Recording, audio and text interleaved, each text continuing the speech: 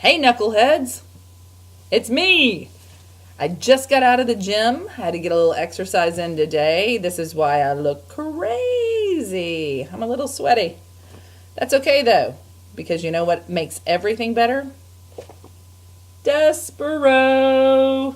I am super crazy about this book, and I hope that you're liking it too. The action is just about to pick up.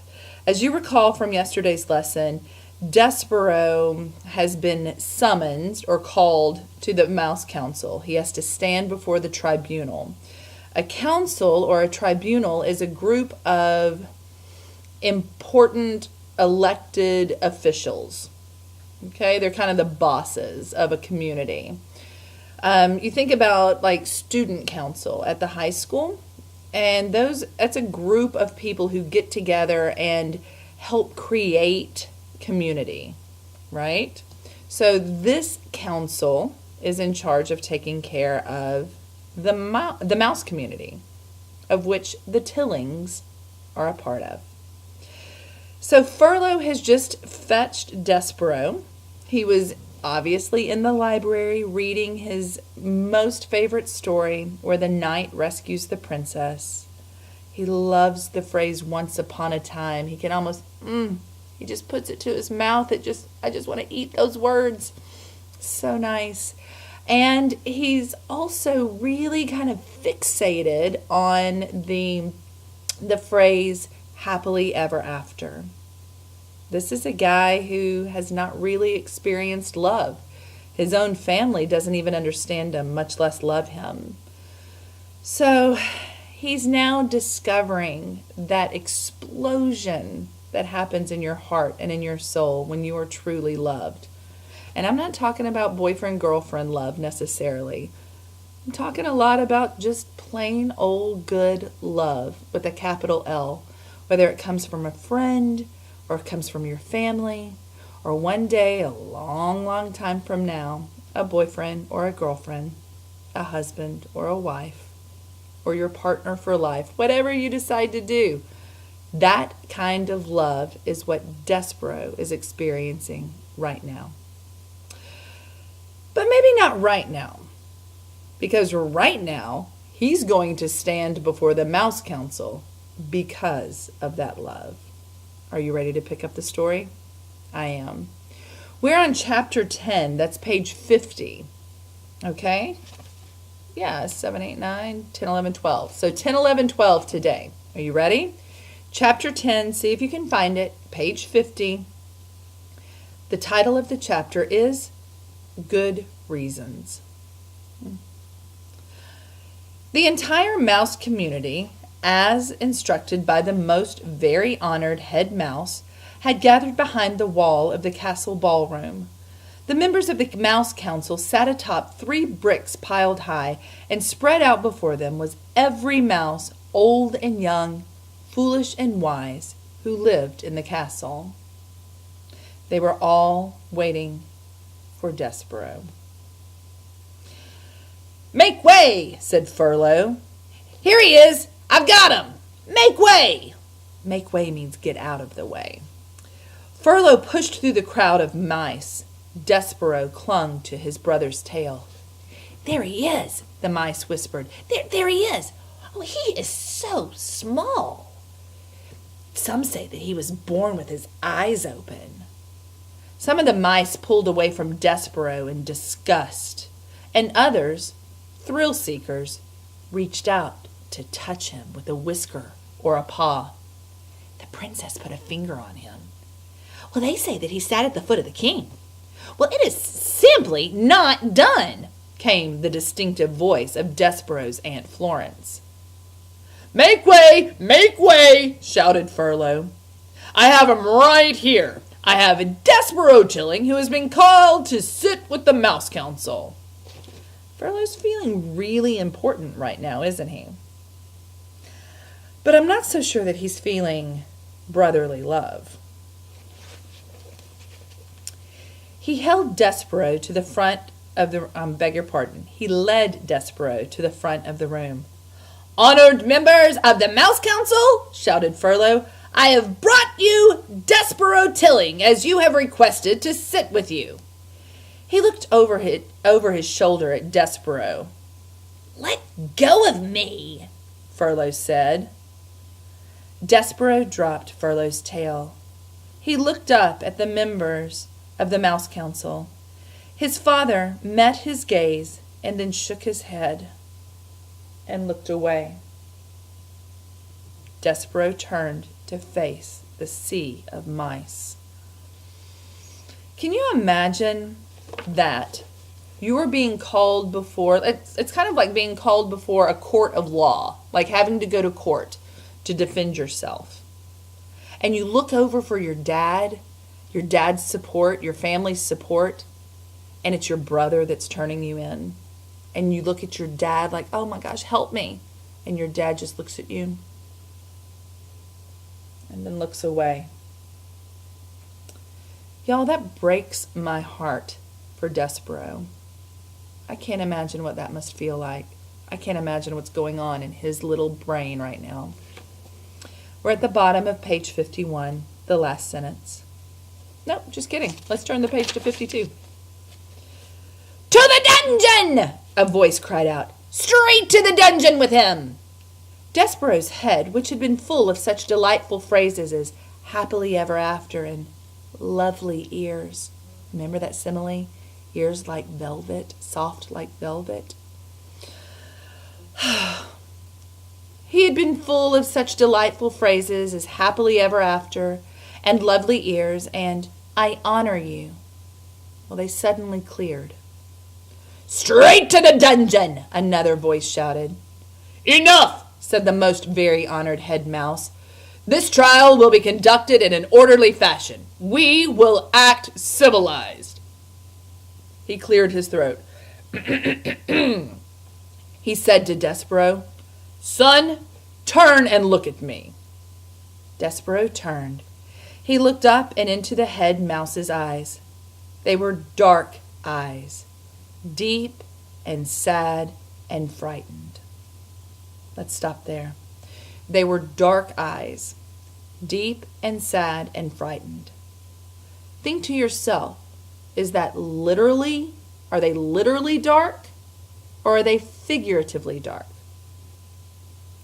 Are his eyes literally or actually dark or are they figuratively deep and sad and frightened? Or is it possible that something can be both literally and figuratively dark? I'm thinking about this guy's eyes, a little mouse's eyes, and I think that probably they are actually dark, literally brown or black eyes. That seems right. But I think what the author, Kate DiCamillo, here is driving at is that they were also figuratively dark. And I know this because she gives me the context clues afterwards. Right there in the text, she describes these dark eyes, which at first I thought, oh, that means he has literally black eyes. But then she goes on to describe them as deep and sad and frightened. And so I know that they are figuratively dark as well. And looking into them, and looking into those eyes that we're talking about, middle of page 52, and looking into them, Despereaux's heart thudded once, twice. "Despereaux Tilling," said the head mouse. "Yes, sir," said Despereaux. "We, the 14 members of the Mouse Council, have discussed your behavior. First, we will give you a chance to defend yourself against these rumors of your egregious acts." Egregious means like really big and bad. Like a huge, huge mess up. "Did you or did you not sit at the foot of a king?" I did," said Despereaux. "But I was listening to music, sir. I was there to hear the song that the king was singing." "To hear what?" "The song, sir. He was singing a song about the deep purple falling over the sleepy garden walls." Personification. The head mouse shook his head. Whatever you are talking about is beside the point. The question is this and only this. Did you sit at the foot of a human king?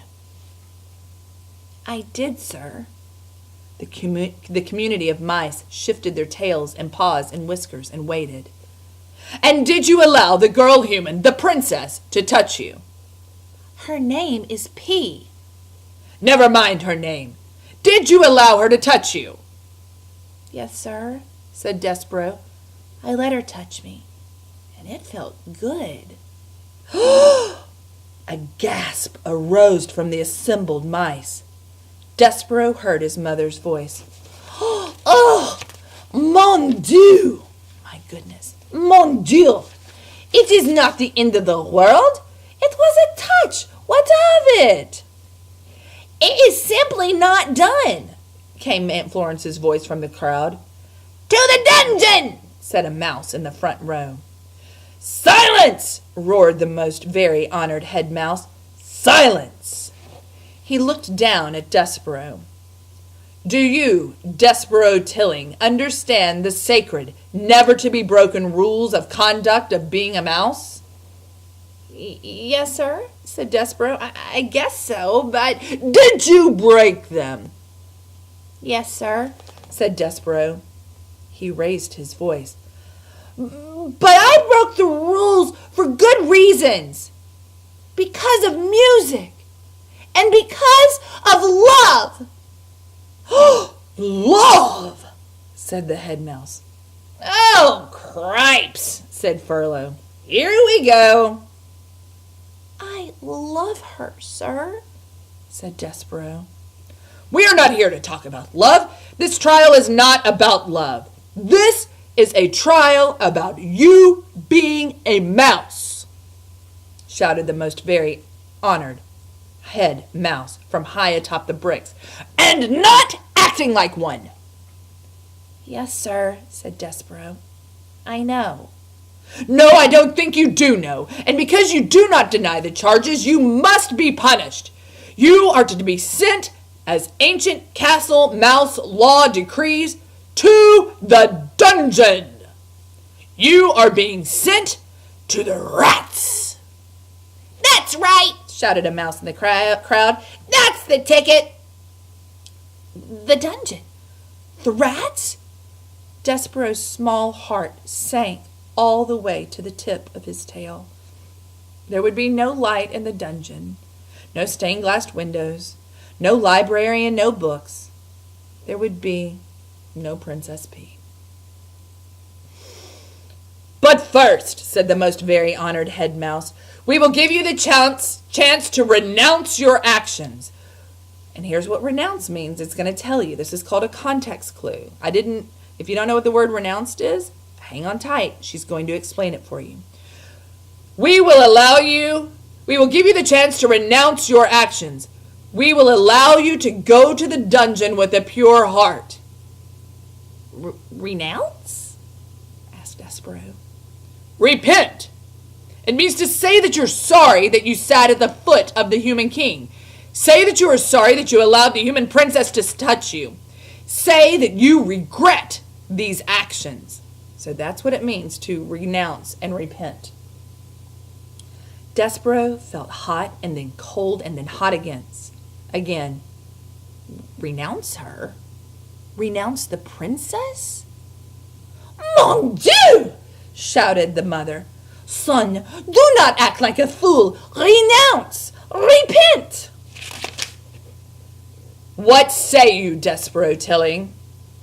I say,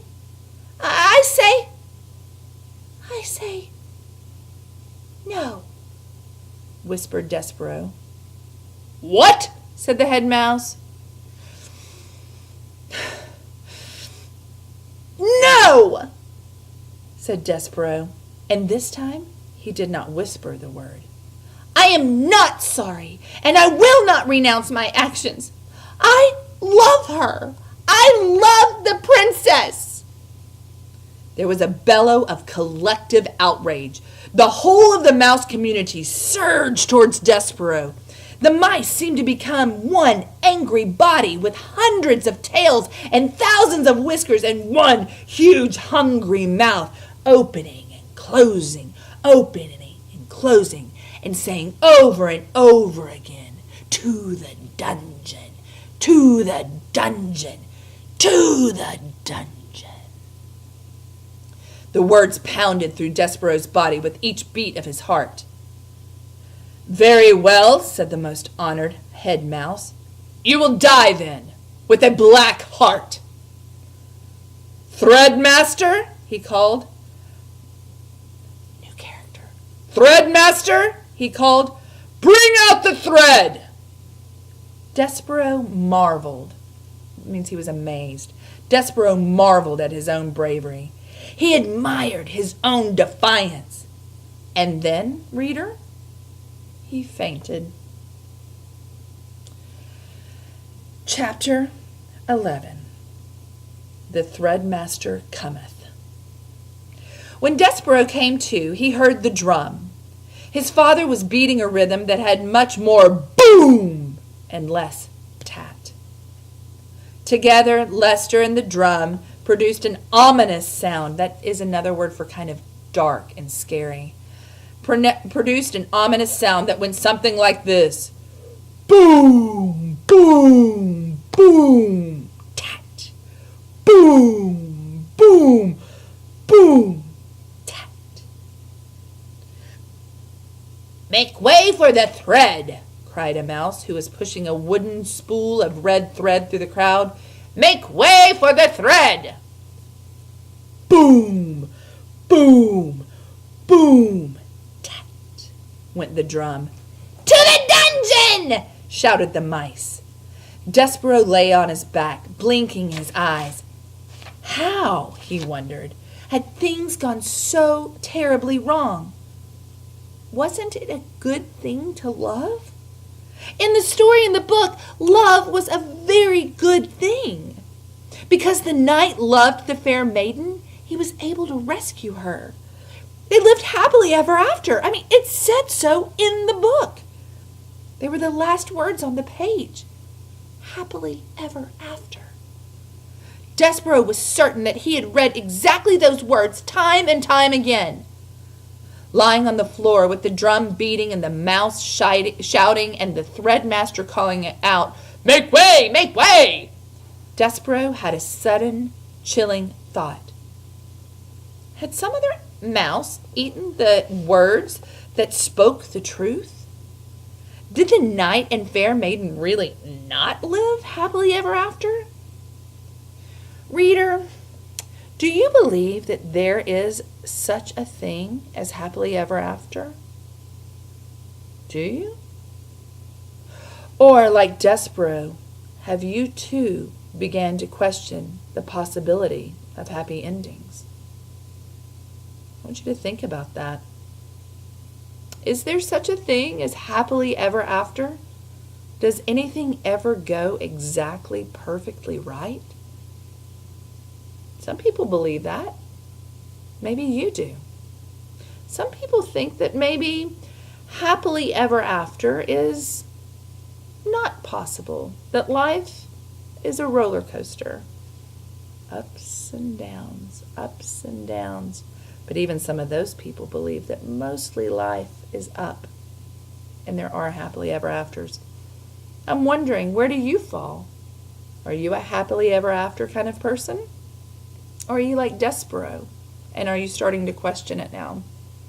This book made me question it. I know how I feel. I might question things, but I know how I feel in my heart. Do you?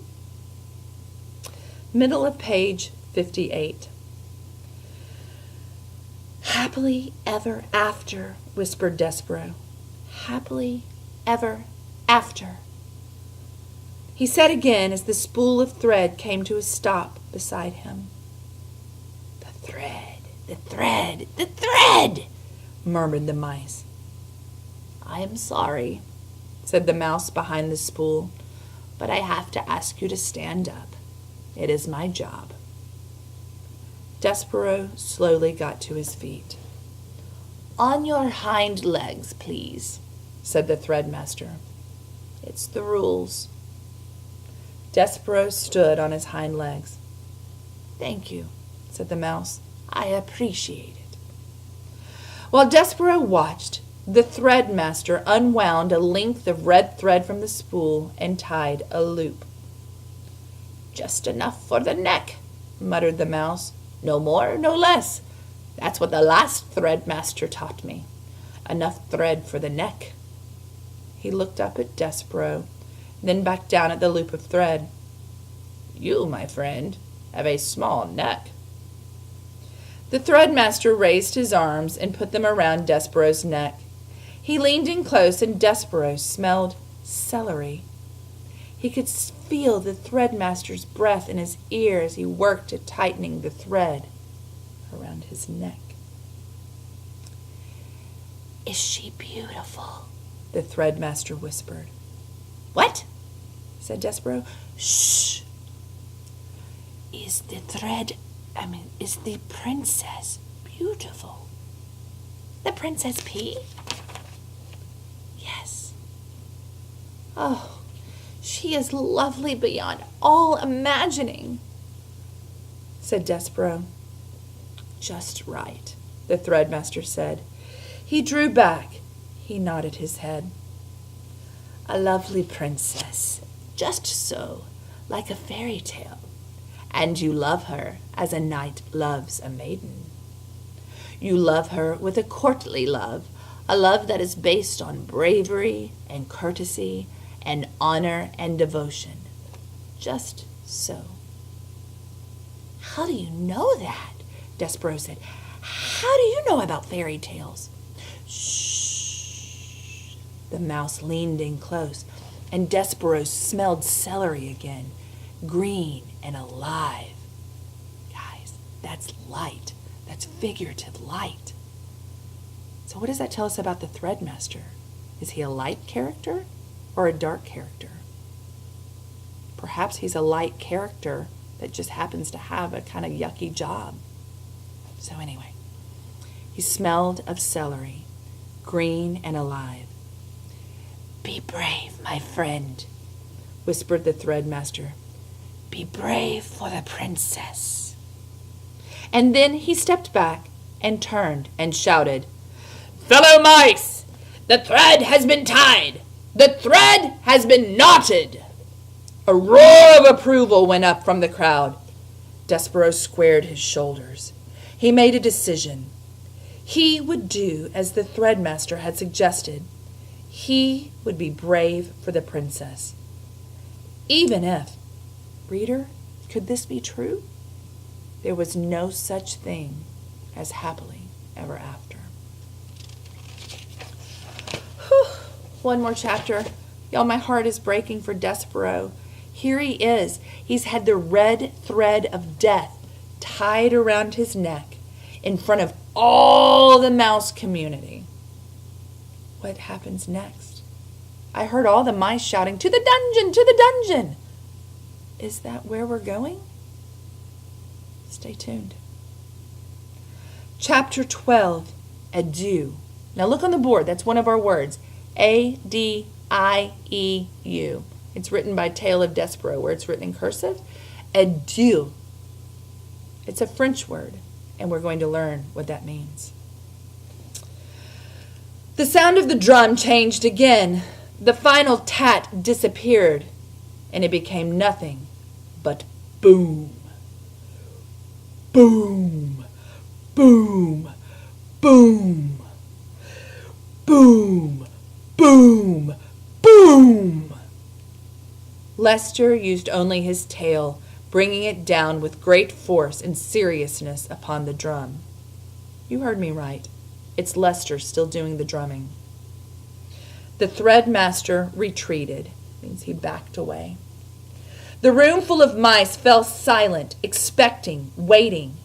And as Despereaux stood before them with the red thread around his neck and the 14 members of the Mouse Council perched on the bricks above him, two burly mice, two kind of muscular mice came forward. Black pieces of cloth covered their heads, and there were slits cut for their eyes. We, said the bigger of the two mice, will escort you to the dungeon. Despereaux! Antoinette called out. Oh, my Despereaux! Despereaux looked out into the crowd of mice and saw his mother. Oh, she was easy to spot. In honor of her youngest mouse being sent to the dungeon, she had put on a tremendous amount of makeup. So vain. Each of the hooded mice put a paw on Despereaux's shoulder. It's time, said the one on the left, the first hood. Antoinette pushed her way through the crowd. Oh, he is my son, she said. I want to have a last word with my son. Despereaux looked at his mother. He concentrated on standing before her without trembling. He concentrated on not being a disappointment. Please, said Antoinette, what will happen to him? What will happen to my baby? Ma'am, said the first hood. His voice was deep and slow. You don't want to know. I want to know. I want to know. He is my child. The child of my heart. The last of my babies. Guys, do you believe that she's being sincere? Has she acted this way in the past? Has she been a good mom? Since when did she care so much about Despereaux? But now that there's a crowd, now that she's got on a full face of makeup, now that all the attention can be on her, now she wants to be a mom. I don't love that character. I think she's a rather dark character. The hooded mice said nothing. Tell me, said Antoinette. The rats, said the first. The rats, said the second. Yes, we. Yes, we, the rats. What of them? The rats will eat them, said the second hood. Said Antoinette. Mon Dieu! At the thought of being eaten by rats, Despereaux forgot about being brave. He forgot about not being a disappointment. He felt himself heading into another faint, but his mother, who had an excellent sense of dramatic timing, beat him to it. She executed a beautiful, flawless swoon, landing right at Despereaux's feet. Gotta be all about her, doesn't it? Well, now you've done it, said the first hood. It doesn't matter, said the second. Step over her. We've got a job to do. No one's going to stop us. We're going to the dungeon. To the dungeon, said the first hood. But his voice, so deep and certain a moment ago, now shook a tiny bit. He put a paw on Despereaux and tugged him forward, and the two hoods and Despereaux stepped over Antoinette. The crowd parted. The mice began again to chant, To the dungeon! To the dungeon! To the dungeon! The drumbeat continued. Boom, boom, boom, boom, boom, boom. And Despereaux was led away. At the last moment, Antoinette came out of her faint and shouted one word to her child. The word, reader, was adieu. Do you know the definition of adieu? Well, don't bother with your dictionary. I will tell you. Adieu is the French word for farewell. Farewell is not the word you would like to hear from your mother as you're being led to the dungeon by two oversized mice in black hoods. Words that you would like to hear are, take me instead. I will go to the dungeon in my son's place. There's a great deal of comfort in those words. But reader, there is no comfort in the word farewell, even if you say it in French. Farewell is a word that in any language is full of sorrow. It is a word that promises absolutely nothing.